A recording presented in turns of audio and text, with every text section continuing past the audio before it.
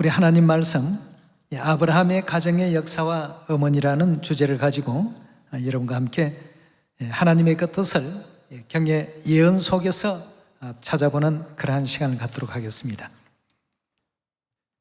우리가 한번 이런 일을 생각을 해봅시다. 그 아브라함 시대 때, 또 모세 시대 때 3500년 전 그 수많은 이스라엘 백성들, 또 그 시대를 살아간 사람들이 여호와 하나님을 알지 못하고 또 믿지 못했다면 과연 그들의 그 영혼의 결말은 어떠했을까? 또 2000년 전 이 땅에 오신 예수 그리스도를 제대로 알아보지 못하고 또 하나님으로 영접지 못한 사람들, 이 사람들의 결말은 또 어떠했을까? 오늘날 성령 시대, 성령과 신부를 알지 못하고 믿지 못한다면, 그러하다면 그 사람들의 결말은 과연 또 어떠할까? 이런 것을 우리가 생각해 보게 된다면 우리에게 보게 하시고 듣게 하시고 또 깨닫게 하신 이 모든 진리가 참으로 하나님께 우리가 날마다 또 감사와 영광을 돌려야 할 부분이 아닐까 하는 생각이 듭니다. 오늘의 이 주제를 가지고 우리는 누가 과연 천국에 들어갈 수 있는 사람이 될까? 천국 유업을 어떤 사람이 받을 수 있을까? 이걸 단지 어떤 논리로만 이해할 것이 아니라 반드시 하늘나라는 이렇게 정해져 있는 길이었구나 하는 사실을 확신하시고 또 믿음을 갖고서 하나님께서 알려주신 그 구원의 길로 나아갈 수 있는 여러분과 제가 꼭 되셔야 되겠습니다. 아브라함의 가정의 역사, 구원 문제에 있어서 굉장히 중요한 역사를 우리에게 또 알려주는 그러한 대목이라고 볼 수 있겠습니다. 아브라함의 그 가정에는 아브라함이 있었고 그 안에 사라가 있었죠. 사라에게서 이삭이 탄생합니다.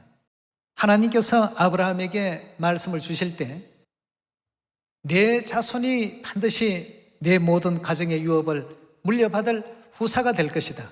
아브라함은 후손이 없었던 그러한 입장이었습니다. 그래서 사라의 종으로 있던 하갈을 통해서 이스마엘이라는 자녀를 낳게 되죠. 이것이 오늘날 새언약과 옛언약의 관계, 또 새언약의 실체가 누구신가를 우리에게 분명하게 알려주시는 아주 중요한 아브라함의 가정의 역사라고 볼 수 있겠습니다. 이런 내용을 잘 이해하지 못하는 가운데 갈라디아 3장이나 4장이나 이런 부분을 읽게 된다면 무슨 뜻인지 도무지 이해가 되지 않습니다. 그래서 오늘 여러분과 더불어서 아브라함의 가정의 역사를 잘 들여다보면서 하늘 어머니의 역할은 아브라함의 가정에서 어떤 역할을 하시는지, 또 그 역할을 통하지 아니한 사람들은 영원한 천국 유업을 받을 수 없다라는 이 사실을 확인을 한번 해보도록 하겠습니다. 누가복음 16장 19절에 예수님께서는 아주 중요한 비유를 한 가지 해주셨죠. 16장 19절입니다. 한 부자가 있어 자색 옷과 고운 베옷을 입고 날마다 호화로이 연락하는데 나사로라 이름한 한 거지가 헌대를 앓으며 그 부자의 대문에 누워 부자의 상에서 떨어지는 것으로 배불리려 하며 심지어 개들이 와서 그 헌대를 핥더라. 이에 그 거지가 죽어 천사들에게 받들려 아브라함의 품에 들어가고 부자도 죽어 장사되며 저가 음부에서 고통 중에 눈을 들어 멀리 아브라함과 그의 품에 있는 나사로를 보고 불러 가로되 아버지 아브라함이여 나를 긍휼히 여기사 나사로를 보내어 그 손가락 끝에 물을 찍어 내 혀를 서늘하게 하소서라고 했습니다.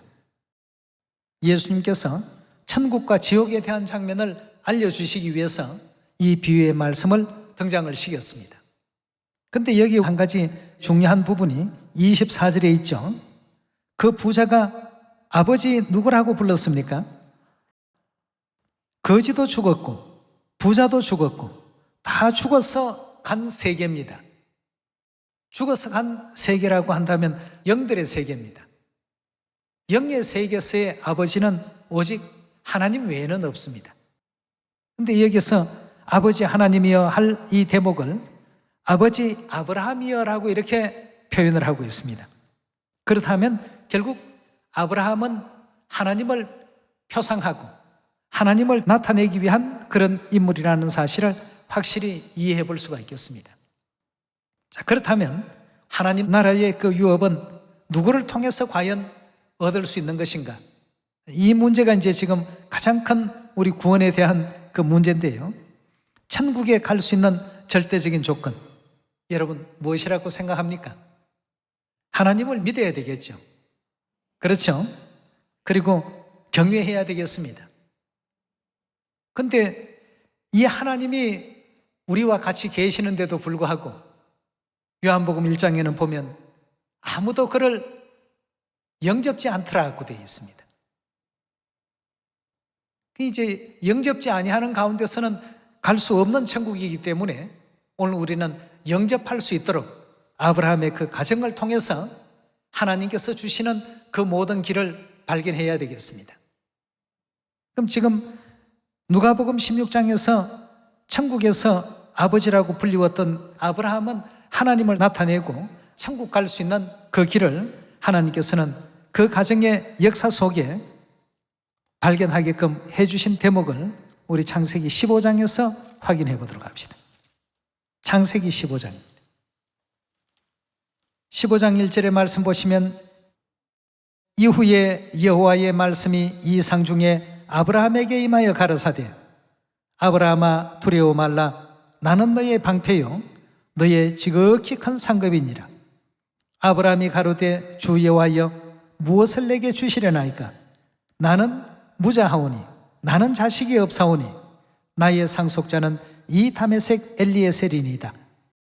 즉 자기 집에서 길리웠던 그 종 엘리에셀, 참 충직하고 충성스러운 그러한 종이었습니다. 자식이 없는데 내가 가지고 있는 이 모든 가산을 이 엘리에셀에게 유업으로 물려주려고 합니다. 그래서 이 사람을 상속자로 삼고자 합니다. 이러니까 하나님께서 주신 답변을 우리가 한번 잘 들어봅시다. 3절입니다. 아브라함이 또 가로되 주께서 내게 실을 많이 주셨으니 내 집에서 길리온 자가 나의 후사가 될 것이니이다.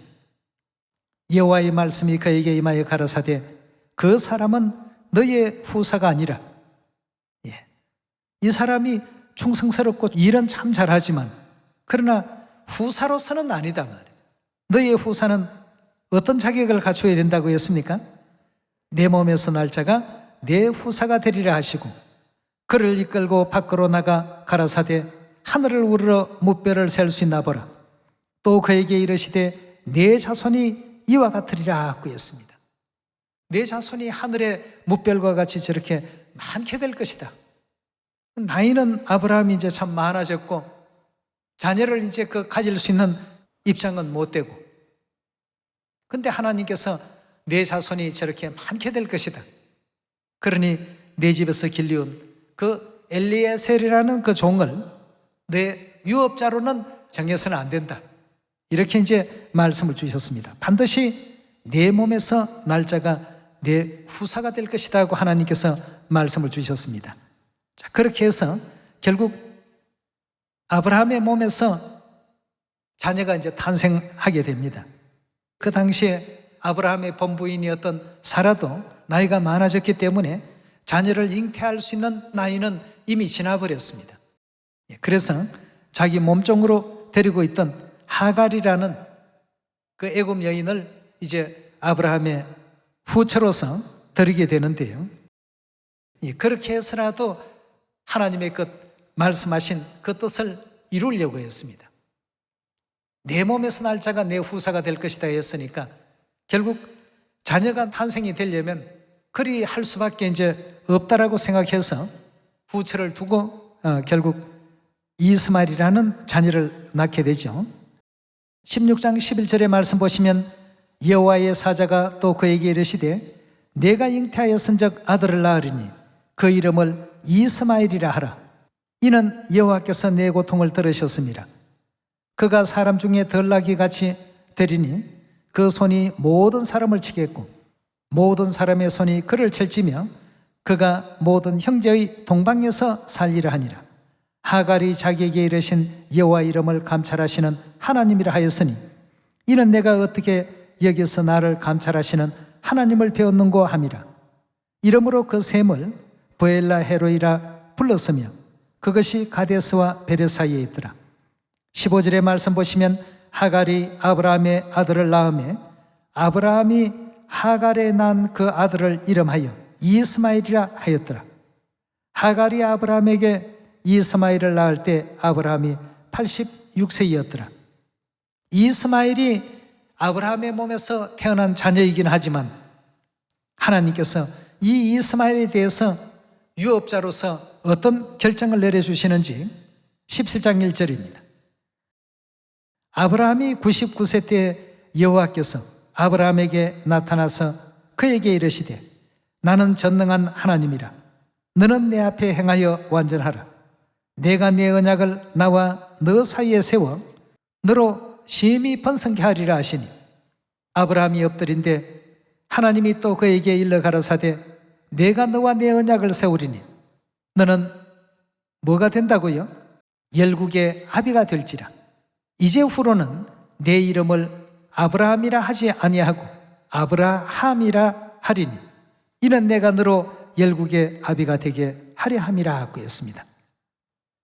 그리고 또 15절로 넘어가 보겠습니다. 하나님이 또 아브라함에게 이르시되 내 아내 사레는 이름을 사레라 하지 말고 그 이름을 사라라 하라. 내가 그에게 복을 주어 그로 내게 아들을 낳아주게 하리니 내가 그에게 복을 주어 그로 뭐가 되게 한다고요? 열국의 어미가 되게 하리라 하고 했어요. 아브라함은 열국의 아비가 되게 할 것이라고 하셨고 사라에게 열국의 어미가 되게 하리니 민족의 열왕이 그에게서 나리라 하고 했습니다. 자, 이렇게 이제 하니까 아브라함이 엎드려 웃으며 심중에 이르되 100세 된 사람이 어찌 자식을 낳을까? 사라는 90세니 어찌 생산하리요 하고 아브라함이 이에 하나님께 고하되 이스마엘이나 하나님 앞에 살기를 원하나이다. 괜히 자신의 가정으로 말미암아 하나님께 참 뜻하지 않는 폐를 끼치는 것은 아닐까 하는 마음에서 그냥 이스마엘이나 하나님 앞에 별탈 없이 살다가 그 대를 이어가는 것이 좋지 않겠습니까 하는 뜻에서 이스마엘이나 하나님 앞에 살기를 원하나이다 라고 이렇게 고했습니다. 19절의 말씀 보시면 하나님이 가라사대 아니라 내 아내 사라가 정녕 내게 아들을 낳을 것이다 하고 했습니다. 너는 그 이름을 이삭이라 하라. 내가 그와 내 언약을 세우리니 그의 후손에게 영원한 언약이 되리라. 이렇게 이제 하나님께서는 내 아내 사라가 아들을 낳을 것이니 그 아들인 이삭을 통해서 내 언약을 세우게 될 것이다. 결국 아브라함의 가정의 유업자는 하나님께서 이삭이 되기를 바라셨고 또 이삭이 아브라함의 모든 가정의 유업을 얻게끔 이렇게 하셨습니다. 그럼 우리가 여기서 한번 정리를 해보면 아브라함은 하나님을 표상하는 인물이라고 누가복음 16장에 언급했습니다. 아브라함의 그 가정의 모든 유업을 이어받을 상속자, 후보자가 세 사람이 있었습니다. 첫째 엘리에셀, 둘째가 이스마엘, 셋째가 이삭이었습니다. 그런데 자세히 한번 보시면 하나님께서 첫째 엘리에셀에게 대해서 내 상속자가 아니다 라고 거절을 하셨습니다. 그럼 엘리에셀은 어떤 조건을 가지고 있었는가? 한번 면밀하게 살펴볼 필요가 있겠습니다. 여기에는 아버지 어머니라는 이 문제가 아주 중요하게 결부되어 있었습니다. 엘리에셀은 어릴 때부터 종으로서 그 집에서 길리온 자였습니다. 이스라엘의 그 율법 속에는 보면 아버지 어머니가 다 집안의 종이 되면 태어나는 자녀 역시도 종으로서 그 집에서 자라날 수밖에 없도록 되어 있습니다. 그럼 결국 엘리에셀이 집에서 길리온 자라고 하는 이 표현을 통해서 볼 때 엘리에셀은 아버지도 어머니도 다 누구였다는 사실이 증명이 됩니까? 예, 다 종이었습니다. 자유자가 아니었습니다. 그래서 결국 하나님께서는 아주 충직하고 일은 참 잘하지만 그러나 유업 문제만큼은 엘리에셀은 아니다 말이에요. 그럼 유업자를 어떻게 정합니까? 하니까 내 몸에서 날 자가 반드시 유업자가 되어야 된다라고 이렇게 알려주셨습니다. 그래서 결국 사라의 몸종이었던 하갈을 통해서 이스마엘이라는 자식을 얻습니다. 그렇지만 거기도 보면 아버지는 아브라함으로서 자유자였지만 어머니는 자유자가 아니고 종이었습니다. 결국 그래서 이스마엘에 대해서는 하나님께서 성경에서 말씀하시기를 갈라디아서 보면 종이라고 표현했습니다. 갈라디아서 4장 21절의 말씀 보겠습니다. 내게 말하라. 율법 아래 있고자 하는 자들아, 율법을 듣지 못하느냐? 기록된 바 아브라함이 두 아들이 있으니 하나는 계집종에게서 하나는 자유하는 여자에게서 낳다 했다고 했습니다. 자, 두 아들이 있었는데 두 아들 중에 하나는 계집종에게서 낳습니다. 누굽니까? 계집종 하갈의 몸에서 난 누구지요? 이스마엘이고, 하나는 자유하는 여자에게서 낳다 했으니 자유하는 여자 사라에게서 태어난 아들은 누굽니까? 이삭이죠. 23절에 보시면 계집종에게서는, 즉 하갈에게서는 육체를 따라 낳고 자유하는 여자에게서는, 즉 사라에게서는 약속으로 말미암았느니라. 이것은 비유니 이 여자들은 두 언약이라. 하나는 시내 산으로부터 종을 낳은 자니 곧 하갈하고 했습니다. 하갈이 낳은 그 아들을 성경에서는 종이라고 이렇게 지목을 했습니다. 이 굉장히 지금 중요한 대목이기 때문에 우리가 꼭 기억해 둬야 될 부분입니다. 그럼 이삭에 대해서는 하나님께서 어떻게 말씀을 하셨는가? 창세기 17장 19절의 말씀 다시 보겠습니다. 하나님이 가라사대 아니라 내 아내 사라가 정녕 내게 아들을 낳으리니 너는 그 이름을 이삭이라 하라. 내가 그와 뭘 세우겠다고 했습니까? 내 언약을 세우는데 그의 후손에게 영원한 언약이 될 것이다 하고 했습니다. 결국 이제 하나님께서 언약으로 맺어놓은 택함을 입은 사람이 바로 이삭이라는 이 아들이 아니겠습니까? 자, 그렇다면 엘리에셀의 부모님에 대해서 다시 한번 정리해보면 엘리에셀은 아버지도 자유자가 아니고 종이고 어머니도 자유자가 아닌 종이었습니다.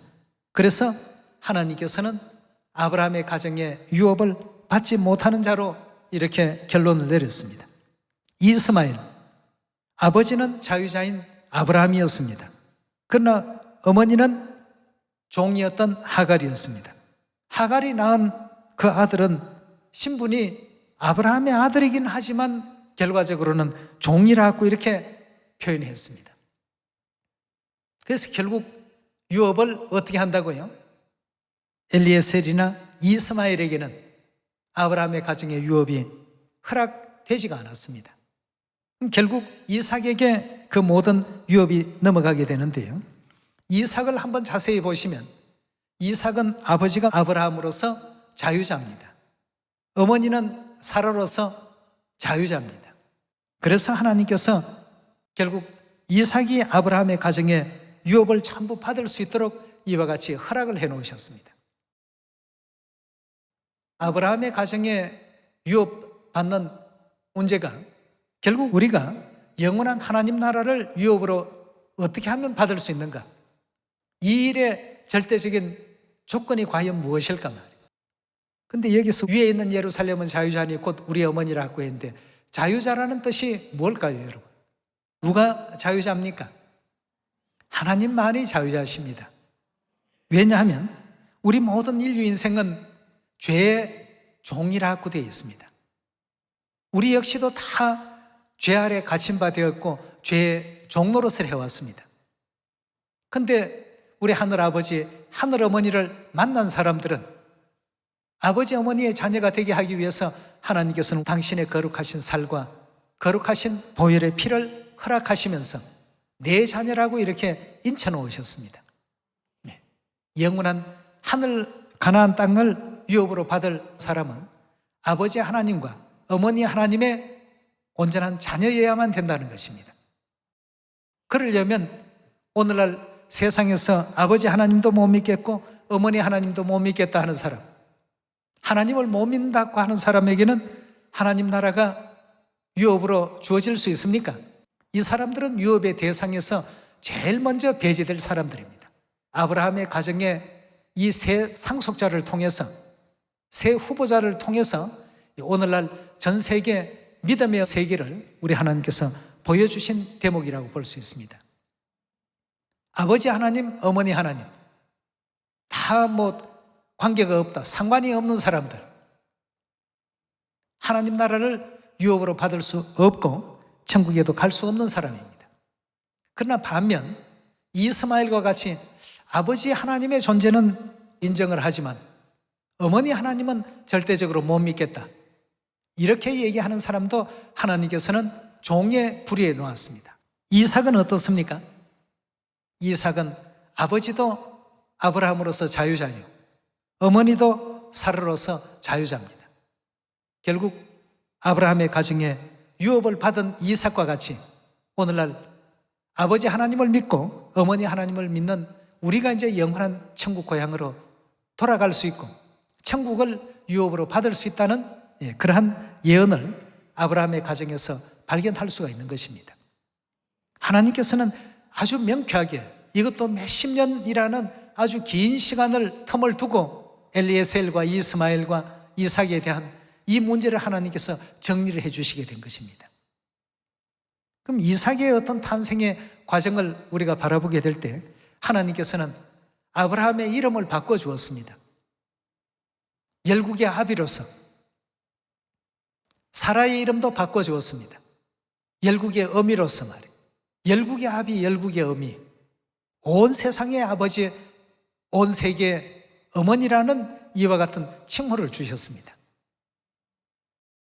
그래서 누가복음 16장에도 예수님 비유 가운데 부자가 죽어서 저 세상에 가서 아버지 아브라함이여 하고 이제 외치는 이 광경을 통해서 볼 때 아브라함의 가정의 역사가 곧 우리가 가야 될 하늘 천국 유업을 누가 어떤 그 경로를 통해서 얻게 되는가를 하나님께서 아주 명확하게 정리를 해두신 대목이라고 볼 수 있겠습니다. 오늘날 이 시대에도 하늘 어머니에 대한 믿음을 갖지 아니하는 이런 사람에게 있어서 천국은 요원할 것입니다.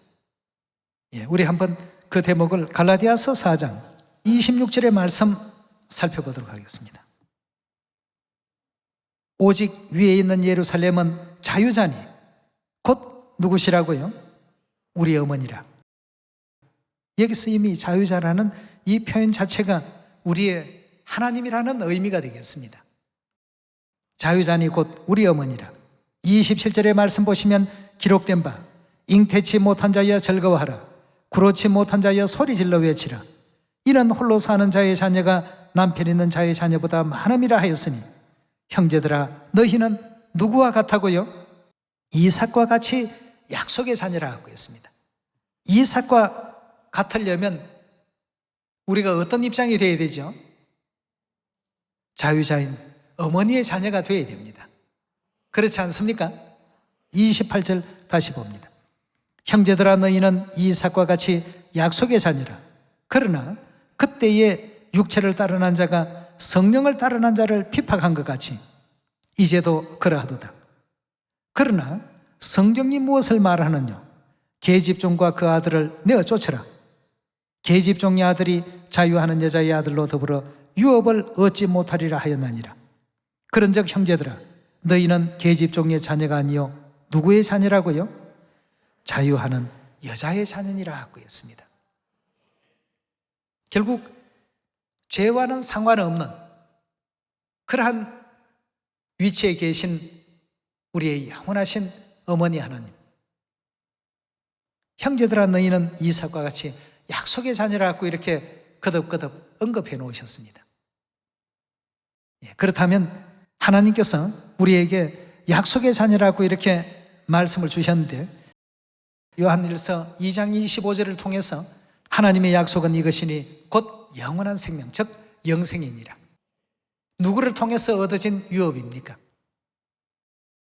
그래서 오늘 여러분과 저는 이삭과 같은 그 약속의 자녀로 거듭나기 위해서는 하늘 어머니의 자녀가 반드시 되어야 됩니다.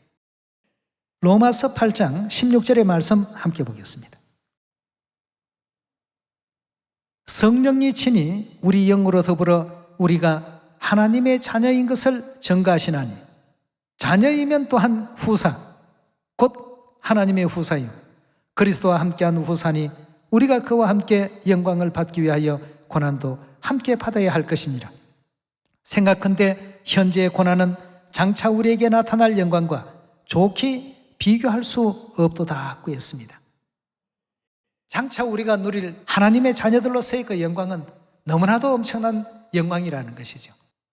하늘의 그 무별 속에 거하고 있는 천사들이 오늘은 이 성으로 내일은 저 별로 말이죠. 이렇게 이제 인도를 받게 될 날들이 이제 멀지 않은 가운데 있습니다, 여러분. 그 세계 영광을 향해서 더욱더 하늘아버지 어머님 말씀에 또 귀 기울이시고 끝까지 이 믿음을 굳건히 지키시고 큰 축복과 큰 하늘에 상급받는 우리 시온 자녀들 다 되시길 바라면서 말씀 마치도록 하겠습니다. 감사합니다.